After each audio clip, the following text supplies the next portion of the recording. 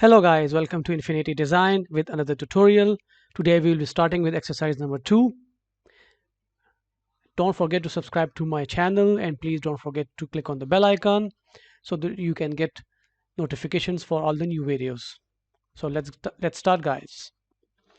So this is the part that we will be modeling today. So we will start with our Solidworks 2021 and we've already opened the new file. We'll go to sketch. We'll start with the basic sketch command. And before we move ahead, we will need to identify the plane where we will be starting. So initially we'll start with this part. We can also make the side view here. So yep, let's start.